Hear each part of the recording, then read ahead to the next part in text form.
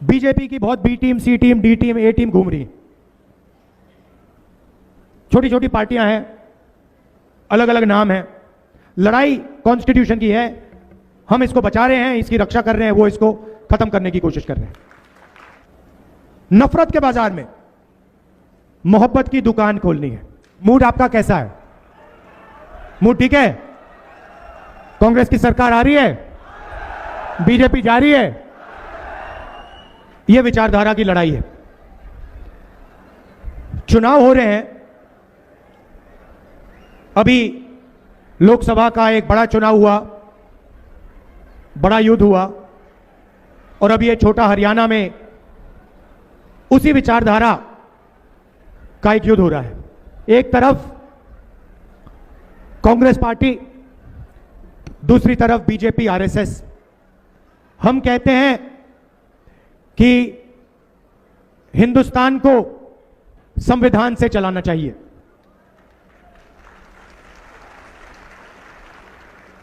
हम कहते हैं कि आजादी की लड़ाई का फल ये अंबेडकर जी का, गांधी जी का संविधान है, ये सबका है, और इसमें सबको फायदा होता है। जब हम देश के बारे में सोचते हैं, विकास के बारे में सोचते हैं, प्रगति के बारे में, संस्थाओं के बारे में, सेना के बारे में, ब्यूरोक्रेसी के बारे में, यहां से शुरू करते हैं। दूसरी तरफ बीजेपी और आरएसएस जो संविधान को मानते नहीं है, वो इसको खत्म करना चाहते हैं, नष्ट करना चाहते हैं।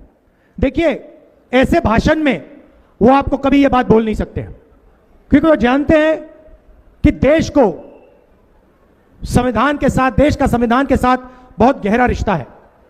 तो सामने आके नहीं कह सकते हैं कि हम संविधान को रद्द करना चाहते हैं, मगर जो भी वो करते हैं संविधान को कमजोर करने के लिए करते हैं।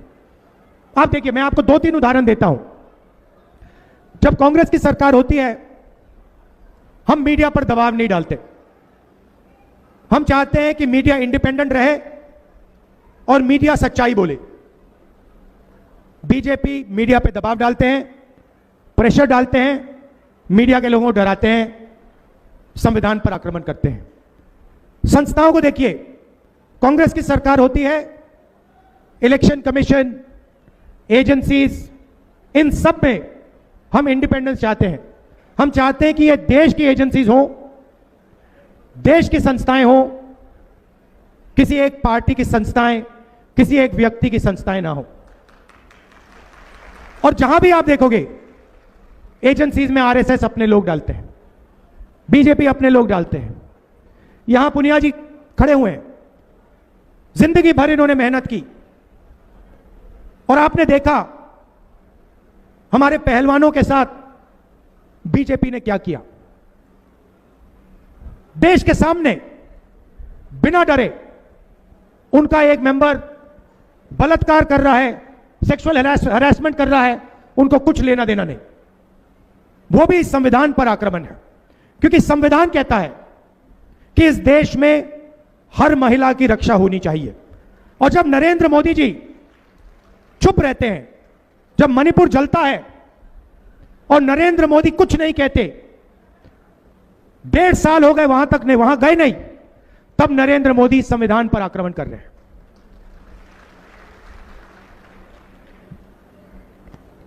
पहले यहां विकास होता था, प्रगति होती थी, रोजगार था। आज पहले नंबर पर हिंदुस्तान के स्टेट्स में आप पहले नंबर पे पहुंच गए हो। किस चीज में? बेरोजगारी में। पहले नंबर पे बेरोजगारी में और पहले नंबर पर क्राइम में। यह है यह है हरियाणा की शान। पहले आप देश को रास्ता दिखाते थे। मुझे याद है, लोग मेरे पास आते थे, कहते थे हरियाणा में जो प्रगति हो रही है हम वही चाहते हैं। आज कोई नहीं कहता, आज कोई नहीं कहता। आज सारे के सारे लोग तेलंगाना, कर्नाटका की बात करते हैं। यह बदलना है। कुछ दिन पहले मैं अमेरिका गया। अमेरिका में आपके युवाओं ने, हरियाणा के युवाओं ने मुझे फोन किया।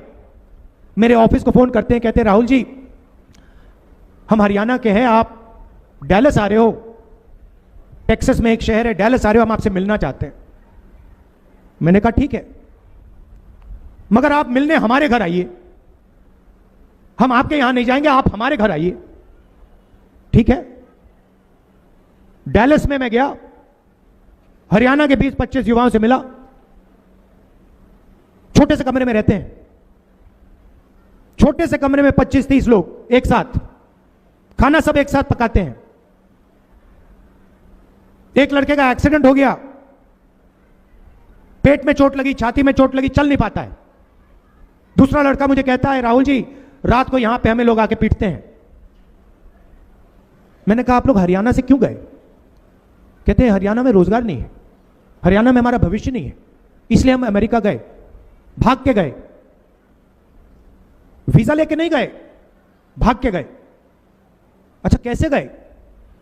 राहुल जी पहले हम इस्तांबुल गए, तुर्की, उसके बाद कजाकिस्तान, उसके बाद साउथ अमेरिका, ग्वाटेमाला। पता नहीं आपको मालूम है, कुछ ही दिन पहले 6 युवाओं को ग्वाटेमाला में गोली मारकर उनकी हत्या की गई। ग्वाटेमाला, इक्वाडोर, पनामा, और फिर पनामा के जंगलों में से निकलकर हम अमेरिका आए। राहुल जी हमने अपने मित्रों को अपनी आंखों के सामने मरते हुए देखा है, डूबते हुए देखा है। हमारी आंखों के सामने जंगल में माफिया के लोगों ने हमारे दोस्तों को गोली मारी। अच्छा भाई बताओ अमेरिका जाने में कितना पैसा लगा? कहते राहुल जी 35 लाख से 50 लाख रुपए लगे। मैंने सवाल पूछा कि भाई अगर 35 लाख रुपए आपने अमेरिका जाने में खर्च कर दिए, तो 35 लाख रुपए आपने किसी छोटे बिजनेस में क्यों नहीं लगाए? हरियाणा में किसी छोटे बिजनेस में क्यों नहीं लगाए? राहुल जी हरियाणा में मेहनत का फल नहीं मिल सकता। हम कुछ भी कर लें, 35 लाख 50 लाख अपने डाल दे पैसे, बिजनेस नहीं चल सकता। क्यों नहीं चल सकता? राहुल जी नोटबंदी, गलत जीएसटी, नरेंद्र मोदी जी ने ऐसा माहौल बना रखा है कि अगर आप 25 अरबपतियों में से हो तो हर रोज आपकी लॉटरी खुलेगी, बैंक के दरवाजे आपको खुले मिलेंगे, 16 लाख करोड़ रुपए का कर्जा माफ हो जाएगा। मगर अगर आप छोटा बिजनेस चलाते हो, अगर आप किसान हो, अगर आप मजदूर हो, बेरोजगार युवा हो, तो आपको जितनी मेहनत करनी है कर लो, उस मेहनत का आपको फल हरियाणा में नहीं मिल सकता। हरियाणा को दलाल चलाते हैं, हरियाणा को जो मेहनत करते हैं वो नहीं चलाते हैं। राहुल जी 35 लाख 50 लाख रुपए जमीन बेचकर, कर्जा लेकर, उन्होंने कहा, मैंने पूछा कर्जा लिया, बैंक से लिया? राहुल जी क्या मजाक कर रहे हो? बैंक से हमारे जैसे लोग पैसा नहीं ले सकते, हमने साहूकार से लिया। किस रेट पे लिया? 2% हर महीने, 24%। कोई भी बिजनेस खत्म हो जाए इस रेट पे। मैं आपसे पूछना चाहता हूं, जब किसान कर्जा लेता है उसका कर्जा कभी माफ नहीं होता। ये जो हरियाणा से गए 20-25 हजार युवा, इनका 1 रुपया कर्जा माफ नहीं होता है। और नरेंद्र मोदी जी ने स्वयं 16 लाख करोड़ रुपए अदानी जैसे लोगों का कर्जा माफ किया है। क्या आप ऐसा हिंदुस्तान चाहते हो जिसमें आप देखते रहो किसान को एमएसपी ना मिले, प्राइवेट अस्पताल में लाखों रुपए का आप इलाज कराओ? मैं आपको उदाहरण देता हूं, परसों की बात है, परसों रात की 11 बजे की बात है, मेरे फोन पे मैसेज आता है,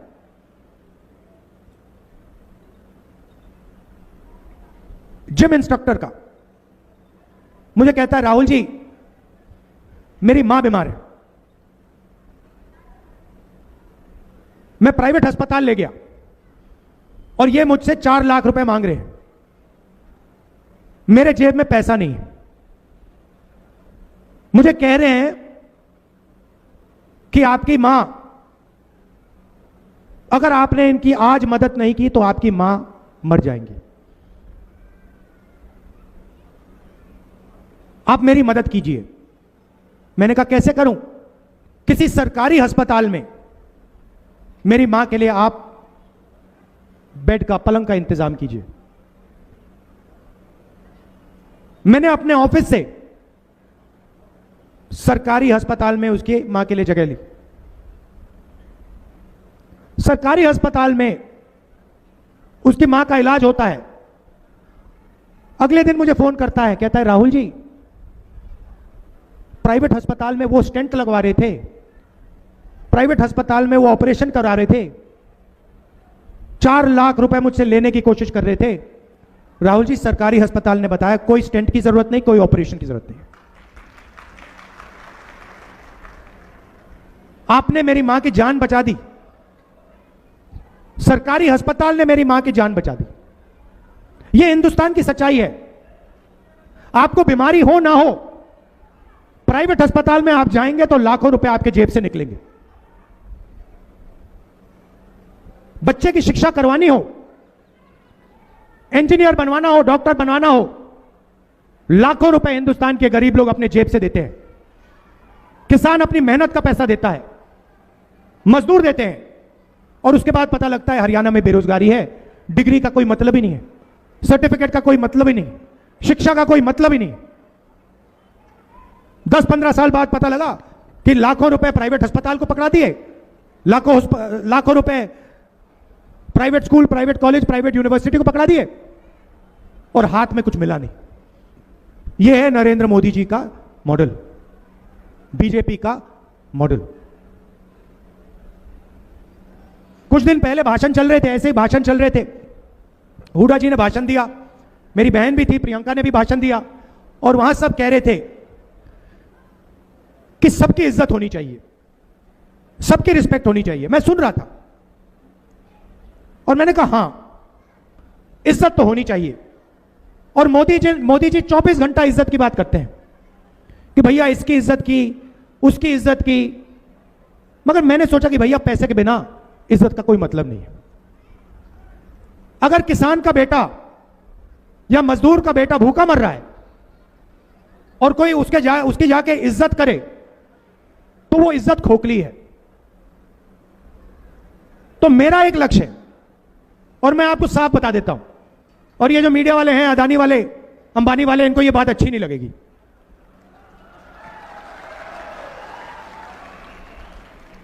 जितना पैसा नरेंद्र मोदी और बीजेपी के लोग 25 अरबपतियों को देते हैं, उतना ही पैसा मैं और कांग्रेस पार्टी हिंदुस्तान के गरीब लोगों के बैंक अकाउंट में डालेंगे। और भाई और बहनों, मैं रिकॉर्ड रख रहा हूं, मैं ऐसे बात नहीं कर रहा हूं, मैं गिनती कर रहा हूं। 10 साल से मेरी गिनती चल रही है,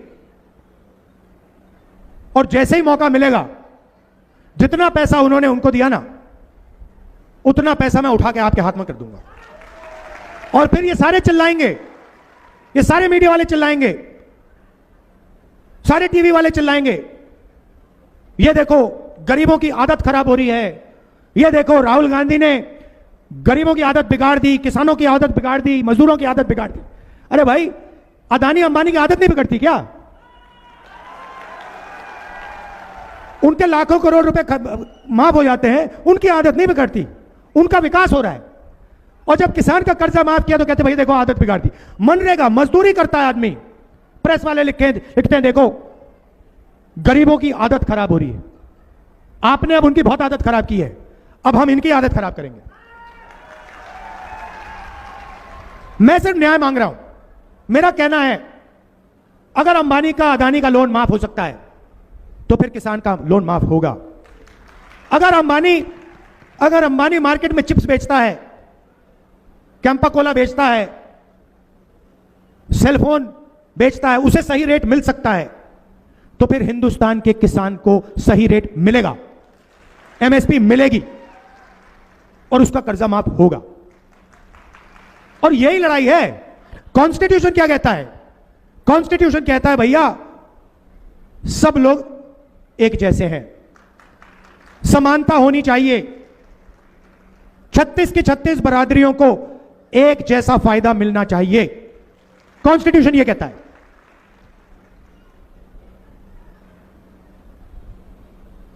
तो मैं यही कह रहा हूं कि अगर उनके लिए कुछ किया जा रहा है तो फिर इनके लिए भी होना चाहिए। और अगर आप चाहते हो कि किसानों का कर्जा माफ ना हो, गरीबों को मनरेगा ना मिले, तो फिर अरबपतियों का भी आप कर्जा माफ करना बंद करो। हिंदुस्तान का किसान कोई फ्री गिफ्ट नहीं चाहता, कोई तोहफा नहीं चाहता। हिंदुस्तान का किसान, हिंदुस्तान का मजदूर सिर्फ अपना हक चाहता है और कुछ नहीं चाहिए उसको, मगर हक उसको मिलना पड़ेगा। अब हरियाणा में आपके लोग भाग रहे हैं, बेरोजगारी है। अमेरिका में जब गया मैं, उन्हीं युवाओं ने मुझे कहा राहुल जी आप हमारी एक मदद कीजिए। अब आप सोचिए, राहुल जी आप हमारी एक मदद कीजिए। क्या मदद करूं? मैंने सोचा हरियाणा में मुझसे कुछ काम करवाएंगे। कहते नहीं राहुल जी, जब आप हरियाणा जाएंगे आप हमारे परिवारों से मिलिए और आप हमारे परिवारों को कहिए कि हम ठीक हैं, हम सलामत हैं। मैंने कहा आप फोन करके क्यों नहीं कह देते? आपके पास वीडियो कॉल है, 21वीं सदी है, फोन उठाइए, परिवार को फोन लगाइए, वीडियो कॉल पे कहिए मैं ठीक हूं। कहते राहुल जी मानते नहीं है, सोचते हैं हम झूठ बोल रहे हैं। हमारे माता पिता जानते हैं राहुल जी कि अगर उनकी मृत्यु हुई तो हम अंतिम संस्कार करने नहीं जा सकते हैं। यह सच्चाई है। हमारे बच्चे जानते हैं राहुल जी कि 10 साल के लिए हम उनसे नहीं मिल सकते हैं। आप जाइए, उनसे मिलिए और उनसे कहिए कि हम ठीक हैं, शायद वो आपकी बात मान जाए। मैं गया, करनाल गया, 5 बजे सुबह।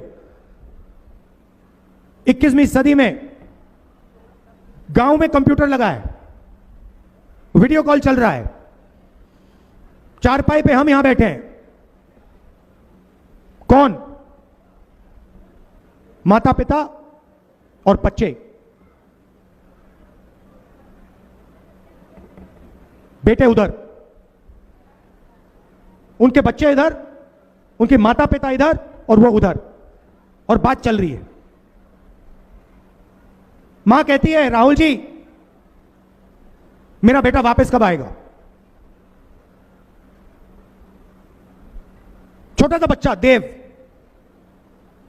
कंप्यूटर की ओर दौड़ता है, चिल्लाता है पापा वापस आओ, पापा वापस आओ। कंप्यूटर को ऐसे हिला रहा है, पापा वापस आओ, वापस आओ। पापा देख रहे हैं उसको, मुस्कुरा रहे हैं। मुझे दिख रहा है कि ये रोना चाहता है, अपने बच्चे से गले मिलना चाहता है, मगर मुस्कुरा रहा है और अपने बच्चे से झूठ बोल रहा है कि बेटा जल्दी से जल्दी आऊंगा, जल्दी आ जाऊंगा, घबराओ मत। बच्चा जानता है कि पापा झूठ बोल रहा है, पिता जानता है कि वो झूठ बोल रहा है। यह हरियाणा दिया है आपको बीजेपी ने। बेटे को बाप से अलग कर दिया, मां से अलग कर दिया, और फिर देशभक्ति की बात करते हैं। पूरा हरियाणा जानता है कि हरियाणा में ड्रग्स फैल रहा है। आप सब जानते हो। पहले पंजाब में ड्रग्स हुआ करते थे। मैंने पंजाब में जाके कहा, अकाली दल के लोगों ने कहा राहुल गांधी ने क्या बात कर दी। फिर वहां की सच्चाई निकली और मुझे आज तक याद है, हमारी यहां सरकार थी और मैं पूछता था, हरियाणा के नेताओं से पूछता था, मुझे एक बात समझाइए, पंजाब में ड्रग्स आ गया मगर हरियाणा में क्यों नहीं आया? और ये कहते थे हरियाणा में ड्रग्स नहीं आ सकता है। ये कांग्रेस पार्टी ने किया है और आज हरियाणा में ड्रग्स फैलते जा रहे हैं, फैलते जा रहे हैं। बेरोजगारी, नशा, यह बीजेपी की देन। और जब हजारों किलो हेरोइन जो आपके बच्चों को दिया जाएगा, वो अदानी के मुद्रा पोर्ट में पकड़ा जाता है तो नरेंद्र मोदी कोई कार्रवाई नहीं करते, हमारे मीडिया के मित्र कहीं नहीं दिखाते। अदानी हरियाणा के बच्चों का भविष्य नष्ट कर रहा है, इस प्रदेश का भविष्य नष्ट कर रहा है। हजारों किलो उसके पोर्ट में हेरोइन पकड़ा जाता है, नरेंद्र मोदी चुप रहते हैं, लंबे लंबे भाषण करते हैं, देशभक्ति के भाषण करते हैं, मगर जब उनके मित्र के पोर्ट में हेरोइन पकड़ा जाता है तो कोई कार्रवाई नहीं करते, कोई जेल नहीं जाता, भाषण में नहीं बोलते कि हां मुद्रा पोर्ट में हजारों किलो हेरोइन पकड़ा गया है, मैं कार्रवाई कर रहा हूं, मैं जेल में डाल रहा हूं। यह सच्चाई है। तो मैंने आपसे कहा कि आपके जेब में पैसा डालना है, सीधा जितना पैसा वो उनकी जेब में डाल रहे हैं उतना पैसा हम आपकी जेब में डालने जा रहे हैं। और हरियाणा में छोटी सी शुरुआत करेंगे। यहां जो महिलाएं आई हैं, हां आपके बैंक अकाउंट में हरियाणा की सरकार आने के एकदम बाद आपके बैंक अकाउंट में महीने का 2000 रुपए अंदर जाएगा। और आज आप 1200 रुपए का सिलेंडर खरीदती हैं, नहीं खरीदती हैं, 500 रुपए का सिलेंडर होगा और 700 रुपए उसके जो बचेंगे वो आपके जेब में जाएंगे। सामाजिक सुरक्षा, बीजेपी ने आपसे ओल्ड पेंशन स्कीम छीनी, हम आपको वो ओल्ड पेंशन स्कीम वापस देने जा रहे हैं। और 6000 रुपए हर महीने बुजुर्गों के पेंशन के लिए, विकलांगों के पेंशन के लिए हम देने जा रहे हैं, विधवाओं के पेंशन के लिए हम देने जा रहे हैं।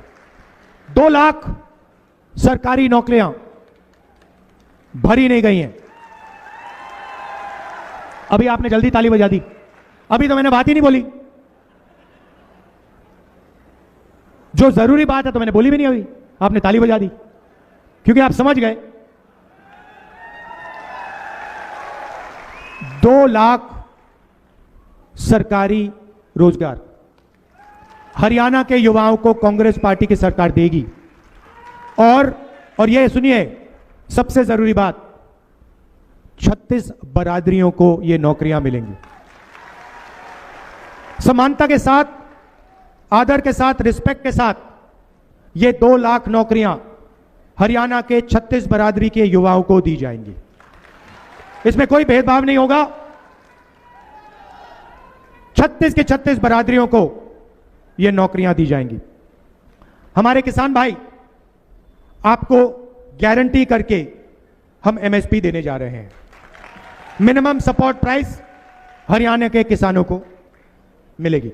और बीमा का पैसा 6 महीने बाद, 1 साल बाद नहीं, बीमा का पैसा जैसे ही आपका नुकसान होगा, जल्दी से जल्दी बीमा का पैसा आपके बैंक अकाउंट में जाएगा। 300 यूनिट फ्री बिजली और 25 लाख रुपए स्वास्थ्य हेल्थ इंश्योरेंस में आपको दिया जाएगा। जो भी आपको ऑपरेशन करवाने हो, स्टेंट लगवानी हो, पेट का ऑपरेशन करना हो, किडनी का ऑपरेशन करना हो, जो भी ऑपरेशन आपको करना होगा, आपको करवाने के लिए 25 लाख रुपए तक बीमा का पैसा मिलेगा। ये देशभक्तों का इलाका है। आप देश को अपने युवा देते हो, आर्मी को अपने युवा देते हो, देते थे।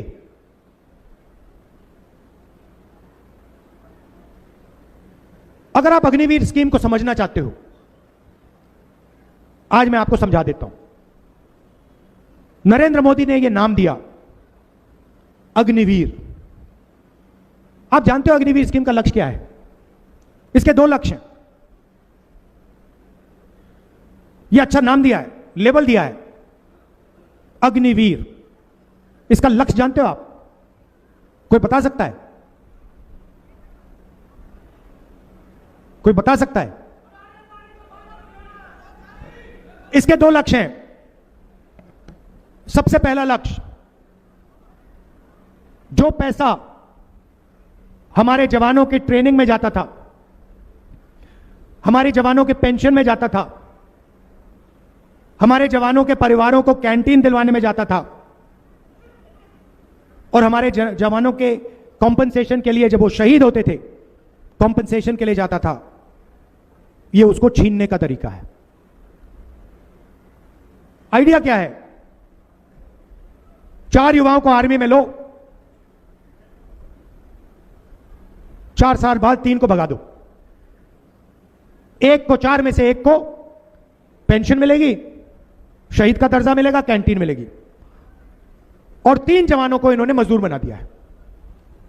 4 साल बाद 4 में से 3 बाहर निकल जाएंगे, और वो जो पैसा है उसको समझने के लिए, वो जा कहां रहा है उसको समझने के लिए आपको एक और लेबल समझना पड़ेगा। अदानी डिफेंस। अदानी डिफेंस का नाम सुना आपने? अदानी की डिफेंस की कंपनी है। इंटरनेट पे जाइए, अग्निवीर का पैसा उधर जा रहा है। इंटरनेट पे जाइए, अदानी डिफेंस टाइप कीजिए, उस पे आपको हथियार दिख जाएंगे।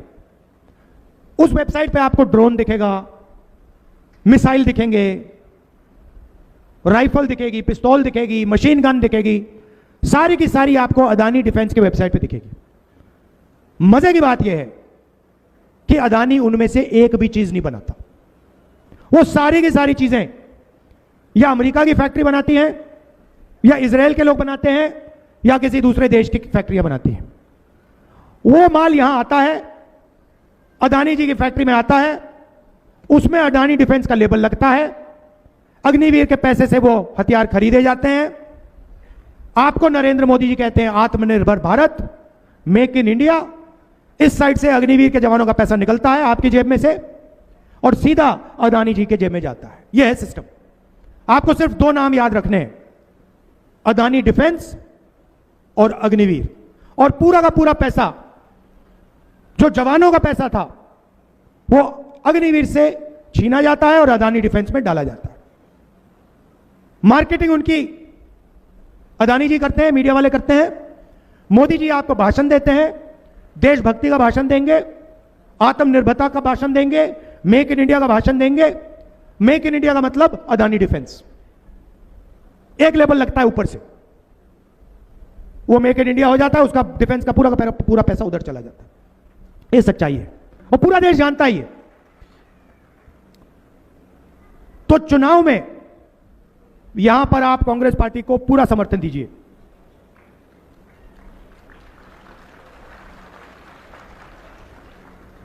और 3 चीजें मैं आपको कहना चाहता हूं। सबसे पहले, जो हमारे किसान हैं, आपको एमएसपी मिलेगी, और जो आपका धान नहीं खरीदा जा रहा है, जैसे हमारी सरकार आएगी आपका धान खरीदा जाएगा, शुरू हो जाएगा। दूसरी बात, आजकल बीजेपी की बहुत बी टीम, सी टीम, डी टीम, ए टीम घूम रही है। छोटी छोटी पार्टियां हैं, अलग अलग नाम है। लड़ाई कॉन्स्टिट्यूशन की है, हम इसको बचा रहे हैं, इसकी रक्षा कर रहे हैं, वो इसको खत्म करने की कोशिश कर रहे हैं।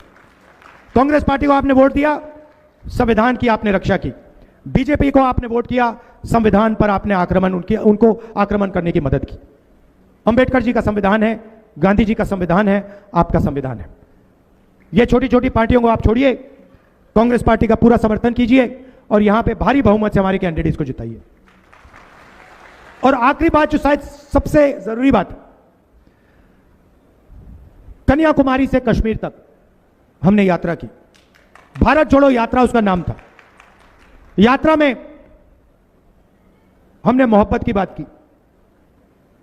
हमने कहा कि नफरत के बाजार में मोहब्बत की दुकान खोलनी है, और पूरे हिंदुस्तान में करोड़ों लोगों ने नफरत के खिलाफ स्टैंड लिया, करोड़ों लोगों ने मोहब्बत की दुकान खोली। यह देश नफरत से नहीं चलाया जा सकता है। अगर यहां बेरोजगारी है, अगर यहां महंगाई है, अगर यहां क्राइम बढ़ रहा है, तो इसलिए बढ़ रहा है क्योंकि जो लोग आपकी सरकार में हैं वो नफरत फैलाते हैं, हिंसा फैलाते हैं। लड़ाई संविधान की है, मगर लड़ाई नफरत और मोहब्बत के बीच है। हम मोहब्बत वाले लोग हैं, आप सब कांग्रेस के कार्यकर्ता मोहब्बत के लोग हो, और लड़ाई आपकी बीजेपी की नफरत के खिलाफ है। आप सबका दिल से धन्यवाद करना चाहता हूं। आप दूर दूर से आए। हरियाणा में सच बताऊं तो मैंने आपसे कहा कि पूरा समर्थन दीजिए, आप पूरा समर्थन दे रहे हो और यहां पे हमारी सरकार आने जा रही है, स्वीप होने वाली है, आंधी आ रही है। वो पूरा देश जानता है, मीडिया जानती है, सब जानते हैं। मगर गरीबों की सरकार होगी, 36 बरादरी की सरकार होगी। आप सबका दिल से धन्यवाद, नमस्कार।